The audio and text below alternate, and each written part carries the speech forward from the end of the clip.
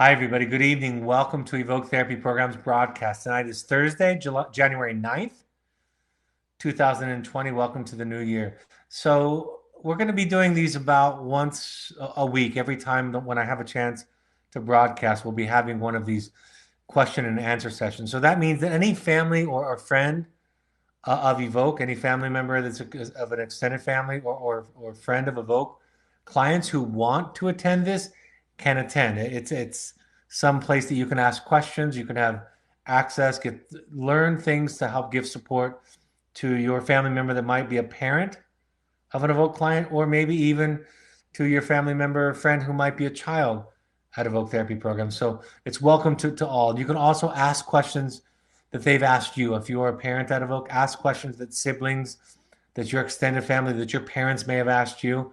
I'm happy to give my answer to those questions. And then tonight, I'm going to start off with a list of questions. There are some live questions coming in, but I'm going to start off with a list of questions that I came up with that were asked to me in various contexts. The first one is actually going to be something that happened during our clinical phone call, and I think it's an interesting question with some interesting concepts. So while I'm talking, you can type in the question at any point, and then when I get to the open part of the broadcast, I'll answer any live questions that have come in. So, first and foremost, I was talking with our staff. There's a poster. I chose a few posters on the wall of our staff room where we do our in-service trainings with our staff and sometimes our therapists. And I chose a few posters to have some quotes, some ideas, some concepts. We have a list of the 8 tools for improving relationships, which is one of our most listened to podcasts. We have a poem by Kahlil Gibran on good and evil, where it talks about the change in sensibility from thinking about things as right and wrong to beginning to think about them as healed and wounded. And then we also have this quote. This is the third poster that I ask our program directors to have up there. I want it to be a reference point. I want staff to walk into the room, to read this, to wonder about it, and to ask questions. And I want, when we're teaching, I want it to be a reference point. So I'm going to read the quote to you. This quote is also in the book, The Journey of the Heroic Parent. And it's from a book called Influence and Autonomy in Psychoanalysis by Stephen Mitchell. It says this, it says, the emphasis is not on behaviors, but on rigorous thinking. He's talking, of course, about being a therapist or an analyst. The emphasis is not on behaviors, but on rigorous thinking. Not on constraints, but on self-reflective emotional involvement. Not on the application of general truths, but on imaginative participation. This suggests a very different sort of technique. The discipline is not in the procedures, but in the sensibility through which we participate. There is no generic solution or technique. There's a great deal of disciplined thought and continual complex choices. So I went over this on our recent training session, talking to the therapist, wanting to make sure that they understood why I put this on the board and why this is such a core concept. Because really what I want them to do is to be deeper thinkers, right? I don't want people to hide behind techniques and behavioral responses, but to understand how they relate to the client, to the parent, how they're feeling about the client or the parent, and how that supersedes really any approach or technique that we might be using. Techniques and theories can be helpful, of course, but if we don't take into account the feeling and even the thought that we have about our clients, those techniques and theories won't do us any good. They're going to be used in the service of acting out the feeling, the emotional response to the client. So that's something I want us to be aware of. So as I taught this, one of the therapists asked me the question. I thought very wisely. He said, but what am I supposed to say when a parent asks me for, quote unquote, the steps to take in order to get the child to change for the better? And I thought that was a very good question. And what I said to them, first of all, and this is a complex concept. So for those of you that are new, I'm going above and beyond kind of the typical stuff that we talk about tonight in this first question. First and foremost, I explained to the therapist is the question that is being asked from you is coming from the defense. I'm going to make that clear. It's the defense that's talking, right? And by that, what I mean is it's the unconscious defense against a parent's ability, willingness to say, what am I doing? What do I need to work on? How might I be participating in this in terms of my thinking, my feeling? What do I need to heal? What's kind of my part of the if we look at a family system and virtually any therapeutic program in the entire world with anything knows that when we treat individuals, the identified patient, that we're treating a systemic issue, typically in the family system, but also in the cultural system, in the peer system, in the school and academic system also. But it's a systemic issue that's being signified by this individual's pathology. So when we reduce the line of questioning down to what can I do to fix the kid, to change the kid, even for the better, which there's no harm in that. There's no malice in that thought. We're in a sense engaging the defense. And so I said to the therapist, I said, first of all, recognize the wisdom in the question. The questions are it's a great place to start. But don't answer the question because there is no generic set of steps. If there was, we would give them to them. There'd be one book. Therapy is about a different way of being. It's about a different way of being with the client. And the parenting work that we do at Evoke is about a different way of being in the world, thinking, feeling, interacting, seeing yourself, seeing others. It's a different way of being, and it's a different way of being with a child. What's your relationship to the child? Where do you stop and they start? What's your responsibility for their issues or not? What do you have control over and what don't you have control over? What do you have impact or influence over and what do you not have impact or influence over? What did you cause? Can you cure the problem? Can you control it? It's all of those kinds of things. And so recovery in our work, working with parents, recovery for parents is about learning to be a different way, to learn how to be in the world in a different way and to learn how to be with people in a different way than any of us were taught or modeled. And for some, the way that we were taught or modeled worked for us well enough, at least. We think so. It may have even worked for our other children well enough. At least it seems from the outcomes that it did for some of our other children, correct? But then there's this one child who's signaling that something's not working for him or her. In other words, they're trying to escape your childhood with their acting out. So we learn to hear them differently with a different kind of quality. We see their behaviors, but we don't simply respond to the behaviors at face value. The same way that you wouldn't cut a weed off in your yard at the surface, but you would go down into the roots, where it starts, where it was born, and understand it. And in all of this shift, that's really what it is. We ask you, for those of you that are new, I apologize because I'm using fairly complex concepts, and I'll get to some more basic concepts later on. For those of you who have been doing this for a while, this will make sense to you. But the shift that we are asked to make with our children's struggle doesn't fix the child. It just doesn't. But what it does do is it fixes us. And that fix, right? That healing, that recovery, that shift has powerful ripple effects in the world, starting with our family, our immediate family. When you start to You all know this. I'm not telling you anything new, at least in other contexts.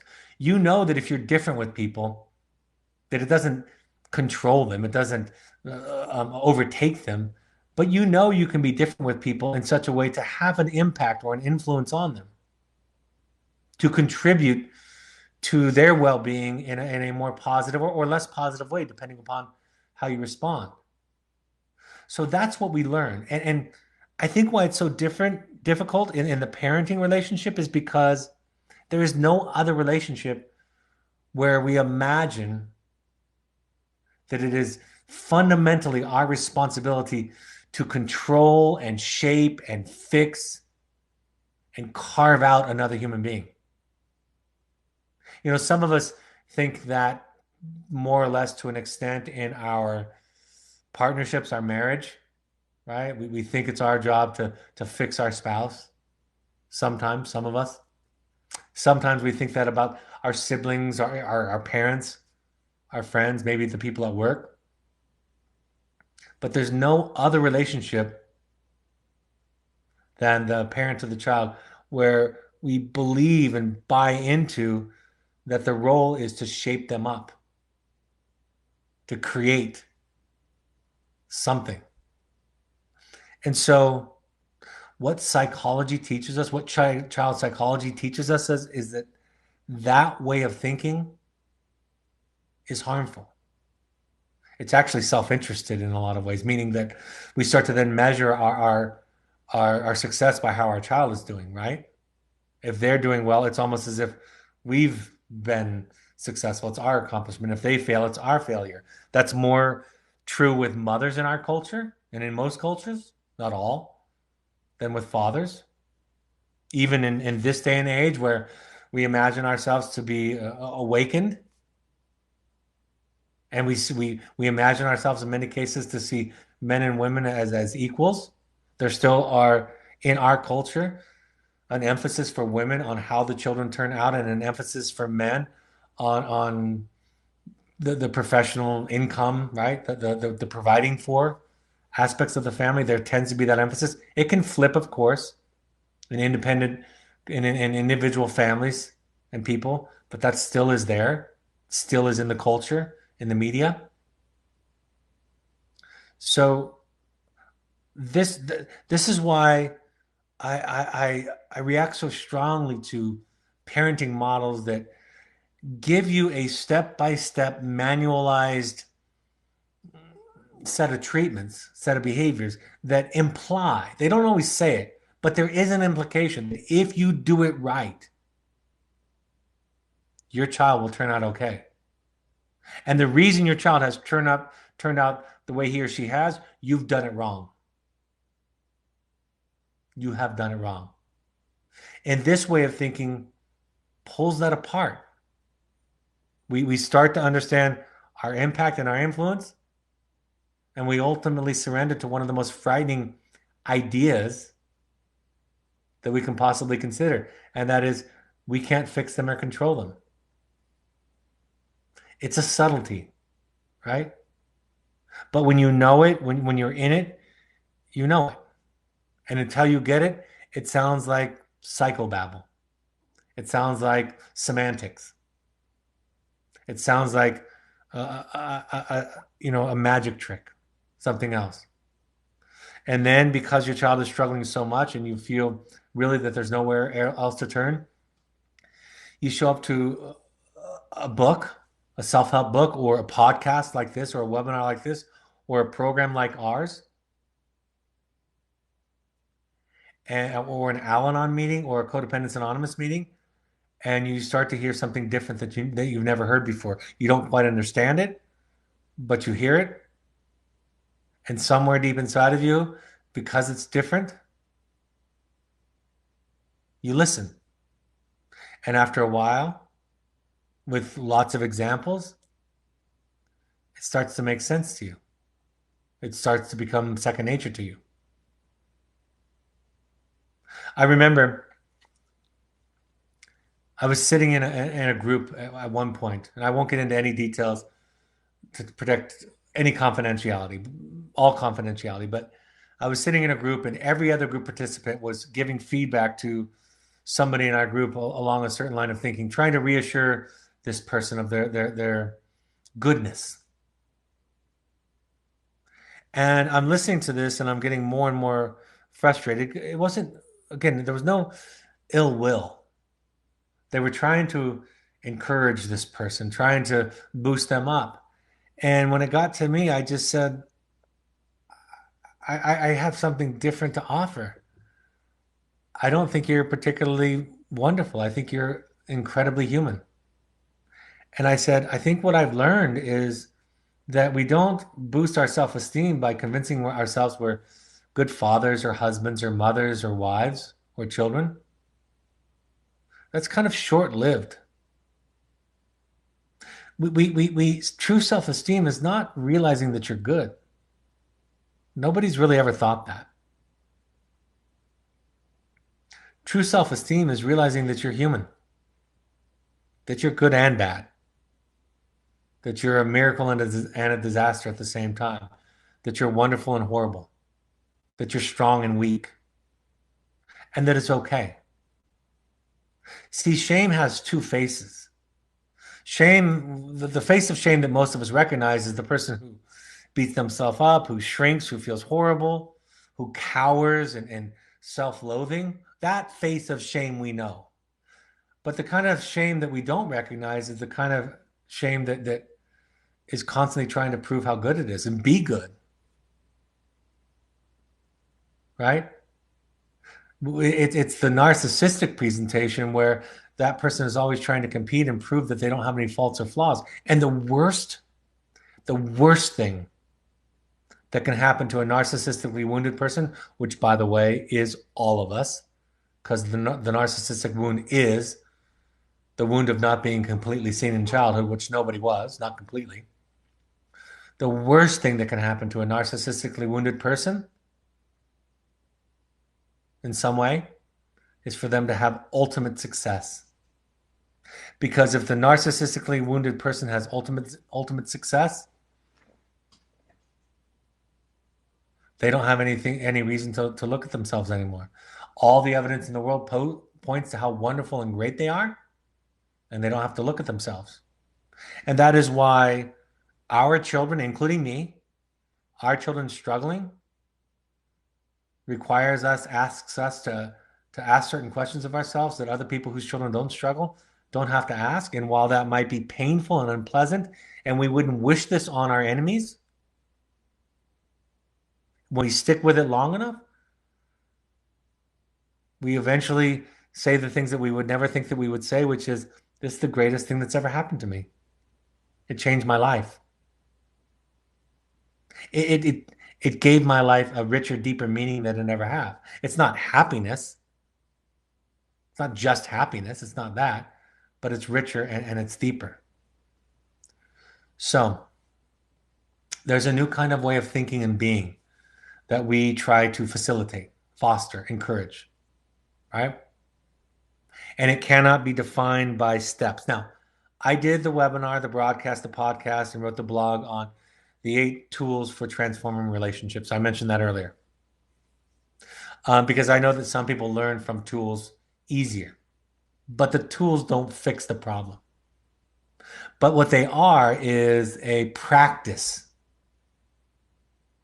right? If you practice, for example, not using the word should in your life, just that one tool. If you tried to eradicate the words should and shouldn't in your life, over time, you would change how you think about yourself, about your decisions.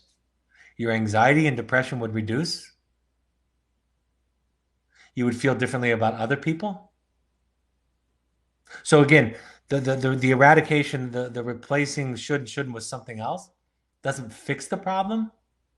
You're not immediately enlightened because you stop using those words, those phrases, which are virtually, in a psychological sense, meaningless if not toxic.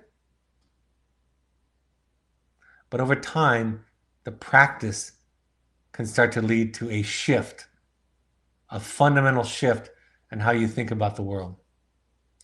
So started off with that question because it came up in clinical meeting. I'll get to some more basic questions as we go. And if you want some more complex questions, please ask them, submit them at any time. How do you decide if your child should go should go on medication or just work through things in therapy? Again, there's no simple answer to that. I like to think of it this way. A couple of things. Number one, think about the side effects, right? What are the potential side effects of medication? Explore those. For some adults, for example, there are sexual side effects for some adults, and some people don't measure that as worth it against whatever the medication might do for them. For just an example, for some people, it gives them a sense of spaciness, or for some people will complain about not feeling enough. Something as simple as dry mouth or increase in weight or appetite are examples of side effects, right? You measure the side effects against the potential benefits. If your depression and anxiety is life-threatening, dry mouth probably isn't going to be a big measure against that, right? If your anxiety is absolutely relentless and causes you misery, having kind of a numbed sexual drive, a limited sexual drive is going to be okay. You can live with that, right? So you start to measure them against each other. If it's just stigma, that's probably something to work through because that's contrived. That's just culturally, that's just a cultural construct that doesn't have any basis in reality. We all come with various predispositions chemically to all kinds of things, diabetes, right? Cancer, depression. We don't think of medication for cancer as a stigma, right? People getting chemotherapy aren't weaker because they take chemotherapy when they have cancer compared to those who just decide not to take it. So if it's about stigma and ego, that's probably something to work through.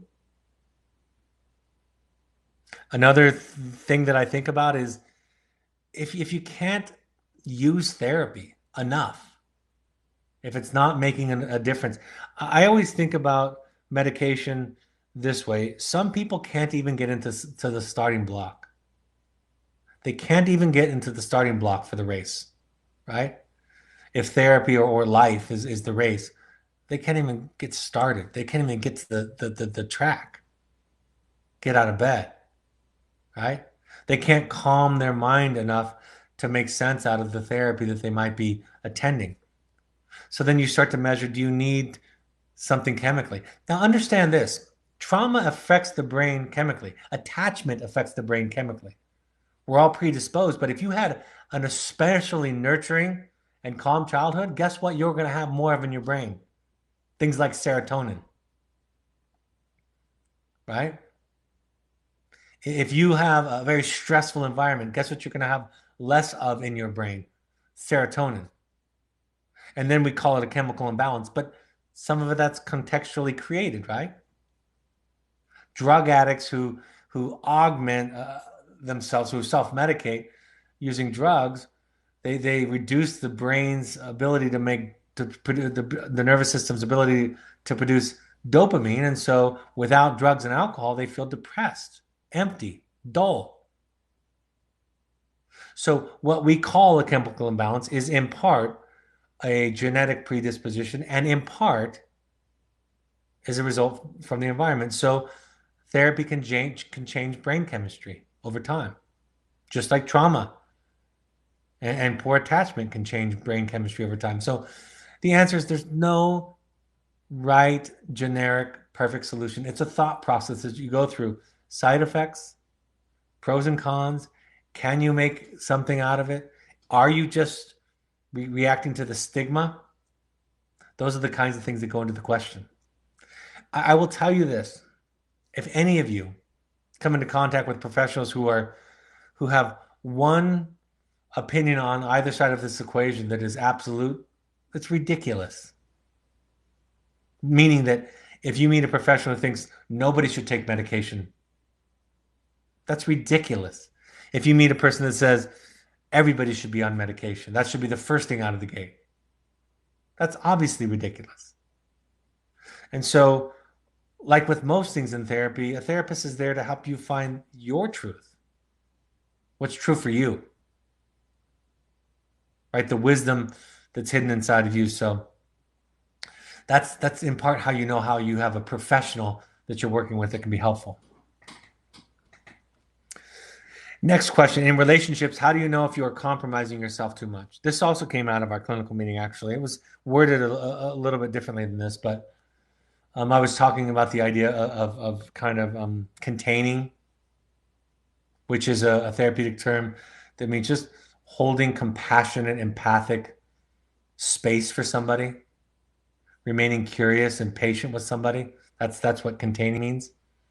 So I was describing this in the therapeutic sense and with clients versus holding a boundary, maybe even in relationships. There can be a point in relationships when it's too much is it's just too much. I can't do this anymore, right? And somebody asked, one of the clinicians asked the question. They said, "How do you know? How do you know if you should be making more of a sacrifice and compromising, or if you should get out?" And my answer to the question is, that's the right question. That's the right question. You get to decide. You get to figure out when enough is enough. And I will tell you this, at some risk. Um, I will tell you that um, the more work you do, which really in a sense means or is part of the more self-care you do, the more you take care of yourself, the greater your capacity to hold space for other people. And also, the more clear and certain you become when it's too much, right?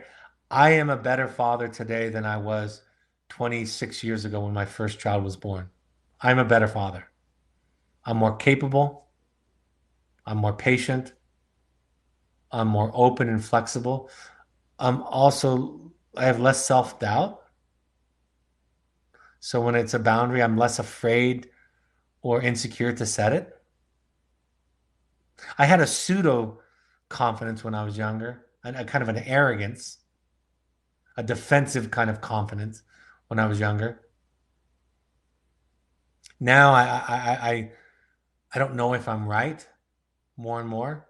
I'm comfortable not knowing, but I'm more comfortable being me and not very interested in defending it. I was very interested in defending myself when I was younger. So you get to decide. You get to decide if your alcoholic spouse is too much, if your child's abuse is too much. You get to decide where the boundary is. And hopefully you have a mentor, a sponsor, a friend, at least in my world, ideally a therapist that can help you figure that out. To figure out what's at play inside of your head. What are the old messages? What are the old beliefs that you need to tear down to be free? As Freud called them, what are the unconscious obligations that you need to kill? And then you get to be a person, a self, and it's wonderful. And then you spend the rest of your life answering that question. What do I want? What can I give? And it's not a selfish, self-centered kind of question. It is a compassionate, loving, generous, authentic kind of path. Next question. In relationships, how do you know? Oh, just read that one. How do you know when you're just trying to consider something to do if it is your ego that is motivating you? That's a harder one. A lot of these questions were asked to me again in clinical meeting and in other settings because I didn't have any pre-submitted questions, although it looks like I've had a few that have come in this evening already. I'll give you an answer that my therapist gave me not too long ago when I was considering a project for myself. Asking my therapist or talking through with my therapist the question of whether or not my ego was motivating or not, she finally said to me, screw it. You've been talking about this for years. Just do it. You'll figure it out. right? I was too careful. And she kind of gave me permission to just do it. For me, that was helpful. But how you know your ego is involved is really around, is the thing an attempt to prove that you're a good something or other, or that you're worthwhile, you're worthy, you're valuable. If the thing that you're considering is for that, then it's for ego. There's no sin in that, right? It just means that it's a wound that's being covered up, right? If one of you won the Academy Award, right, that would temporarily, for most people, they would imagine it would temporarily cover up, fill in the hole of a wounded ego, right? We can all imagine that.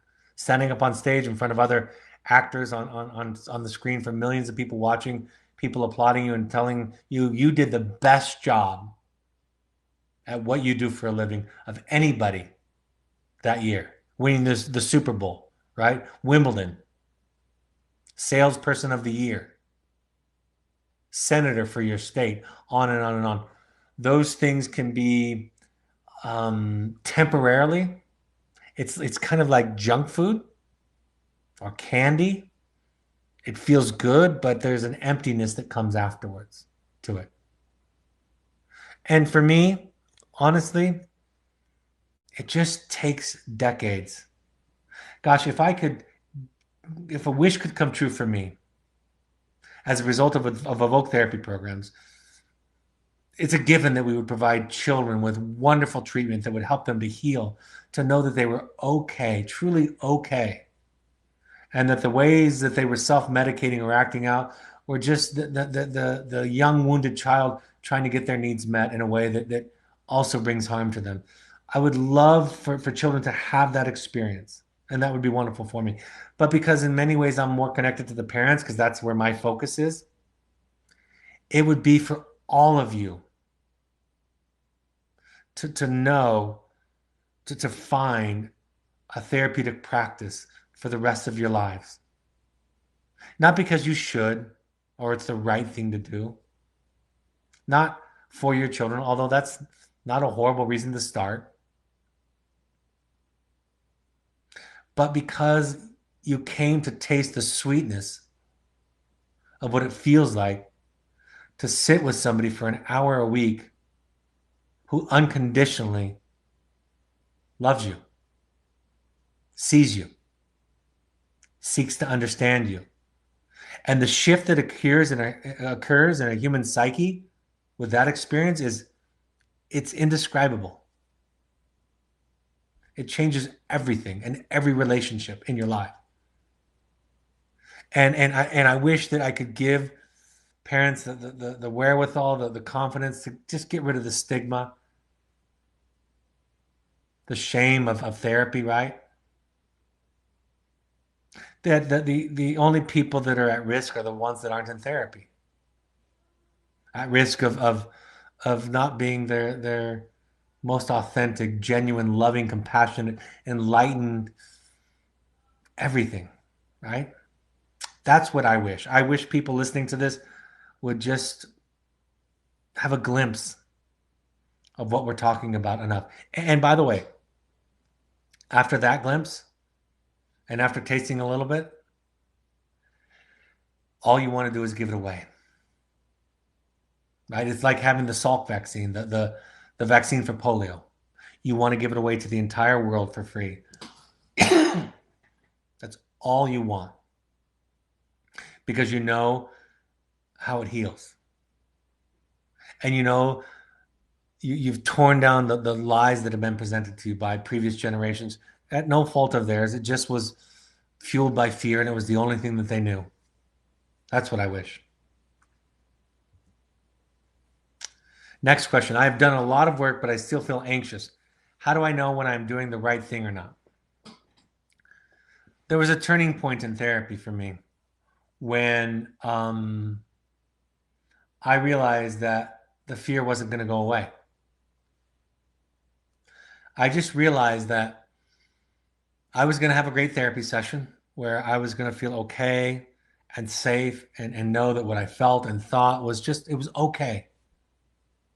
It wasn't good or great. It was just okay. I'm okay. And then I was going to get into my car and leave the session and go back out into the world and absolutely lose that sense that I'm okay. And I remember the day when it struck me because probably because of the powerful and profound juxtaposition between my therapy session, the anxiety that I had coming into the session, how much it dissipated during the session, and how quickly it returned to me after the session. I was thinking about something that I wanted to say to my wife. I didn't even want to bring it up in therapy because I didn't want to even consider that I needed to tell her this thing. I don't even know what it was. It was shortly after our reconciliation, after we were separated for about a year and a half. I told my therapist, and she said, like she always does, that makes sense. It's okay. You're not crazy. You're not bad.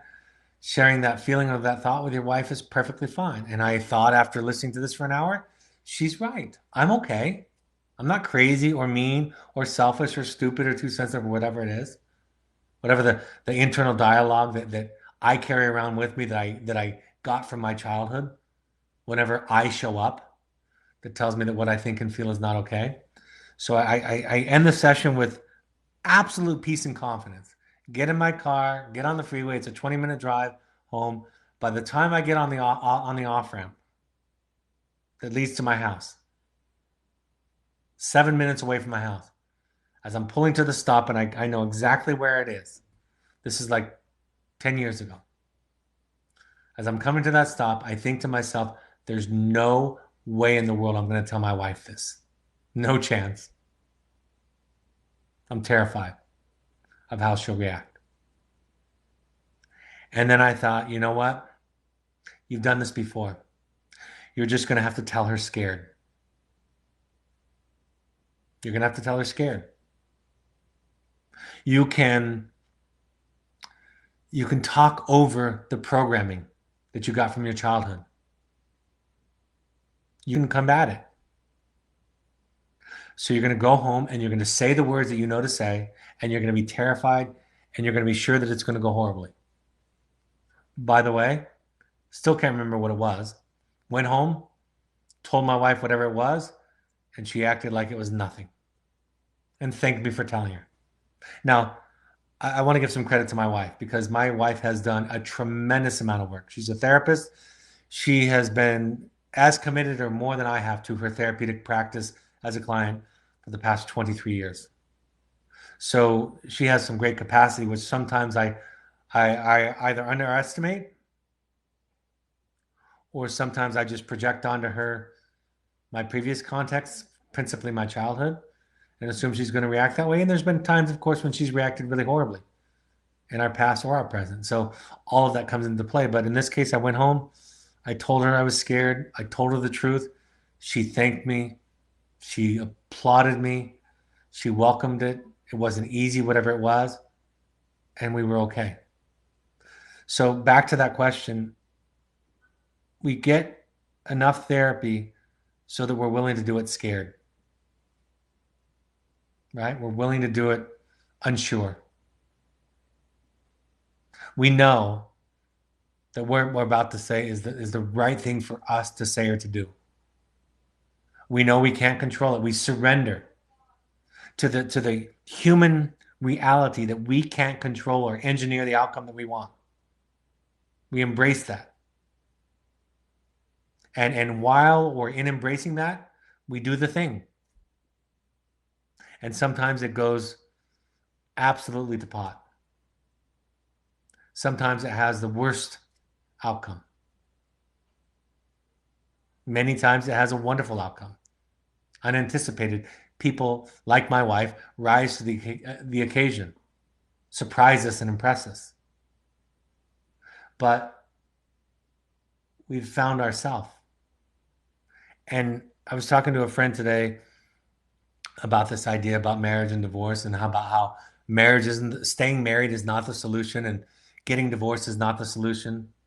Sending your child to Evoke is not the solution, and not sending your child to Evoke is not the solution. The solution is finding yourself. then the choice comes out of that. So when I was talking to my friend about marriage and divorce, the conversation was, that's not the question. The question, going back to what that therapist asked in our clinical meeting this week, is what are you okay with and what are you not? What do you need? Can you get enough? If you've seen the movie Good Will Hunting, which is one of my favorite movies, probably because it's such a therapy rich movie, there's a scene where Robin Williams asks Matt Damon, what do you want? And he can't answer the question. Matt Damon in this movie, if you haven't seen it, is a genius, right? An unqualified genius intellectually, mathematics, history, philosophy, literature, everything. He's a genius. And what Robin Williams figures out is you don't know yourself. You don't know what you want, and you're just afraid. If you haven't seen the movie, see it. If you haven't seen it in a long time, watch it again. This process is about the discovery of self. So that's how you know. Because you find yourself, you act from that place, you do it afraid, scared, insecure, unsure, surrendering to the reality of life that is that you can't control things, and then you still have yourself after that. All right, let me get to the questions that have come in. One says, my child is at the Cascade Mountains in your program. People have asked me to explain the reason for the wilderness experience. Can you explain that in greater detail? Absolutely. We run an experiential program because of a couple of reasons. It becomes a microcosm for life. Wilderness therapy is like the universe, only smaller, right? Every relationship, every dynamic gets exposed experientially. A lot of people, especially people that are defended, and most of the clients that we have are really well defended, are good at eluding therapists or faking it or saying the right things or memorizing things like the 12 steps or slogans or things like that. Experiential therapy exposes you. You can't fake it. You can't hold your breath. My clientele in my group for the 15 years that I was a primary therapist in wilderness therapy were mostly good at faking good. It wasn't all of them. I would say about 20 to 25%. They couldn't even fake it. They couldn't even look good. They would tell me once in a while, those guys would tell me once in a while, I worked with adolescent boys mostly. They would say, well, I could fake it. And I would say to those guys, show me. Just for a day or 3 days. Fake good. Of course, they couldn't. They were so impulsive and so dysregulated. They couldn't do it, right? So, excuse me. You can't hold your breath. You have peers, you have interactions. A lot of kids would come to sessions and they would start to do the assignments. I'd say, hey, slow down a second. Let's talk about what happened this week. There was this divorce or separation in early wilderness therapy programs between the session and the week. By the way, how many of you can relate to that? Your child performs okay. He or she can look decent in their weekly therapy session. At least that's the report that you get. But then you come home and it's a nightmare. So wilderness therapy, it's all the stuff that happens in between the sessions. Of course, the therapy is important. It anchors the week. Of course, we try to blend and integrate the two. That's why the staff attend the sessions. But it's like life, and you get exposed, and your defenses are stripped. And that's one of the reasons is because of that exposure. But the second is because most trauma is not conscious or verbal. Right? Most trauma is unconscious and nonverbal. And so if you talk to somebody, they don't have access to whatever it is that's at the root of whatever the symptom is that you're seeing. They just don't have access to it. It's not denial as you would think about denial. It's unawareness. It's an unconscious repression, right? It's partly denial, but not the way that most people think of denial. It's buried. So we do it because it exposes the dynamic and we can treat it in real time. And we do it because we believe that the value of talk therapy only goes so far, that it is experience and exposure and kinesthetic and interactions and relationships where we get access to the issues that are really at play. Next question. Can you share what the clients in your programs eat while they're in wilderness? Can you also share how they bathe? It's not easy out there. I used to tease before I sent my son, my oldest, to wilderness that if I could choose, I would send my child in the winter. Now, it came up that the time that he got sent was in October, November, December, January, February, right? The last day of October. So it worked out that way. It's a better program because everything is intentional. Everything is difficult. Bathing, we heat up water over a fire. We we create a little shelter where the kids can bathe with the warmed up water. We call them Billy baths, Billy cans. They're like big giant coffee cans that are burnt out and cleaned. So they bathe that way. Sometimes they'll pour it into a something called a sun shower where they can pour the warm water in this bag, this big thick rubber bag that has like a what looks like a shower head on it and stand underneath that.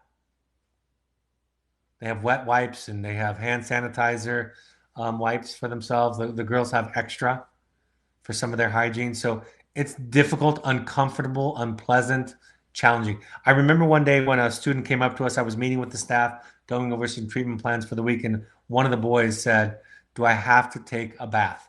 I'm going to get dirty in 15 minutes because it's windy and the dirt is blowing up." And the staff started to react, and I said, "Yeah, you do. I mean, I'm not going to wrestle you for it, but it's an expectation." And the staff was about to try to talk him into the virtue of it. And when the student walked away, I said to the staff, I said, "It's just hard. It's hard to live outdoors. We take so much for granted indoors. And so everything takes intention and effort. And we can't take it for granted. So it's difficult. What they eat, we have fresh fruits and vegetables every day. We have meat at least a couple of dinners per week. For breakfast, they have oats and granola. For lunch, they have meats, various kinds of meats, cheeses, peanut butter, tortillas, kind of sandwiches and wraps. Rice and beans for a lot of the dinners, pasta at night. There's a lot of carbs in the diet because that helps them stay warm in the winter and helps them hike and have energy for when they're hiking during the day. They have spices. They can have desserts if as a reward. Hot chocolate, things like that. We try to keep processed sugar at a minimum, processed food at a very minimum. We try to be as organic as possible and to source our food locally as much as possible. We try to see the connection between the mind, body, and spirit.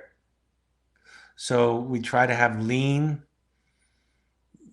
few preservatives, little processed sugar, and fruits and vegetables as much as possible. It's I love the food out there. I crave the food out there. Um, and it gets old when you're doing it for a couple of months. I understand the concept one parent says of parents setting boundaries, but what is an appropriate response when our child's response is defiant setting of his own boundaries and that directly contradicts our boundaries? I mean, that's the question, right? You have to make it. I, you set boundaries wherever you want, and you escalate them, right? Sometimes it's this. If your child is an adult, the ultimate kind of the nuclear option is they don't get to live at home, or you cut them off, right? It can get that extreme. If you can afford Evoke, you do something like that. If you can't, you know, you can only do what you can do. And you set boundaries. There's a shift about boundary thinking when we talk about this. Boundary thinking is more for self-care than it is. It's not about control. I have a couple of podcasts on boundaries, webinars on boundaries. There's a chapter in my first book, The Journey of the Heroic Parent, on control versus influence. So you want to stay out of power struggles, obviously. You know, I found some success with my oldest son when I backed off some of the boundaries and I opened up some space. He got sober right after I backed off some of the boundaries. I'm not saying that would work, but I tried it because it was a shift. I tried it because it was different. There's times when I come down hard on the kids with boundaries, and there's times when I back off. But it's a learning, like I said in that first quote tonight. It's a learning to think about it differently. My therapist asked me one time when my son was struggling, my oldest, he said, "What's your ultimate goal?" And I said, first and foremost, I want my son to have a meaningful and rich life. And she said, great. That's a great objective to always be thinking about. And then she said, what's your goal in relationship to your son? And I said, I want to be a resource to him, a help and a support to him. And she said, that's another good thing to think about when you're making decisions. So I started to think about those two things and I made different decisions. I made some radically counterintuitive decisions. So it's not a simple answer, not a simple question to answer about the question about what about boundaries when they're defiant, but think about everything. Work with somebody where you start to realize what's your participation in the power struggle. And ultimately, you might not be able to do anything that has an impact on your child whatsoever. That is a reality, right? We all know that. Ultimately, none of us control our children. And believe me, I have tried with the best of them to control my children. It is a constant practice of mine to let go of control with my children. Like I said, at the same time, still maintaining authentic, clear boundaries. But ultimately, we cannot control another person. So it's the right question. Someone asked, I'll answer this question. All of these webinars are available as a podcast afterwards. All of them are. They all go into the podcast app the following day. Last question I have for this evening is how do we deal with the weather elements? We deal with them very conservatively, meaning that we make sure the kids are safe and we struggle. Some of the staff sometimes, years of training, I've been asked the question by our staff, what do we do in the winter months when there are short days and the weather's extreme? How do we do therapy then? I've been asked for decades. And my response is, that's the therapy. That's the therapy. That's the grist for the mill. It's not that much different. I had a discussion with my 17-year-old tonight about doing the dishes, doing their chores, doing their homework, right? We don't think of those things as therapy, but keeping their feet dry and warm. Make sure that they're maintaining their gear. Make sure that they're not putting their shoes too close to the fire so that they will shrink if they dry out too quickly. Make sure they're cooperating with the staff and the safety protocols so that they're warm and dry, that they're organized. All those things that go into to primitive living become grists for the mill. Because we are an outdoor experiential program. Let me tell you, I have been in as a child and seen programs where there's a TV, they play card games at night. On the weekends, they watch movies and play video games. They go into a cafeteria and they don't have to, they get served food and then they turn in the dishes to the kitchen afterwards. I've seen those places. And while some good therapy can happen in those places and does, I would choose wilderness therapy and the difficulty and the challenge of the heat in the summer, the bugs in the spring, the snow and the cold in the winter, the lightning storms and the thunderstorms in the fall.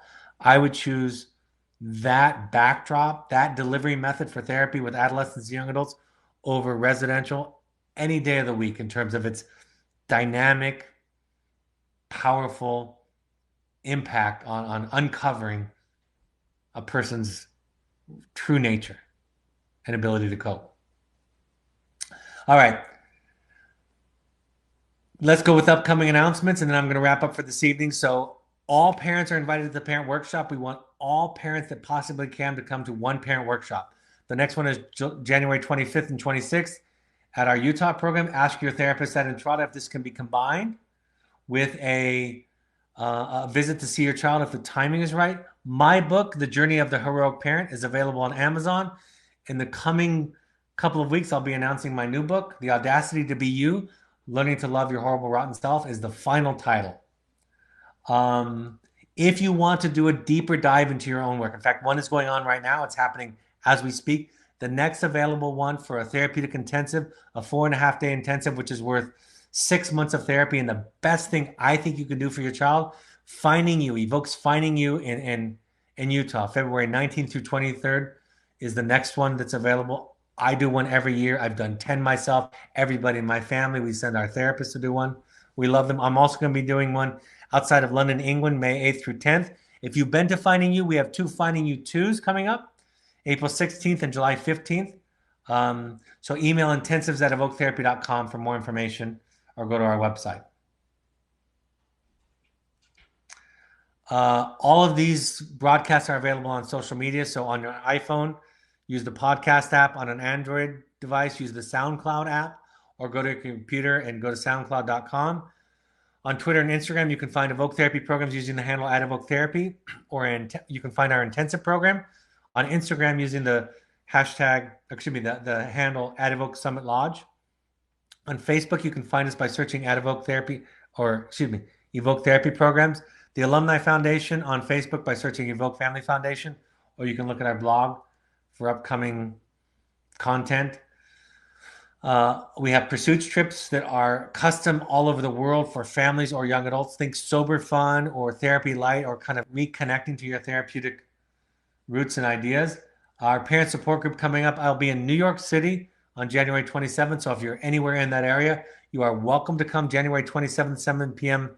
Mountain Time. Email melanie@evoketherapy.com for more information, or to RSVP.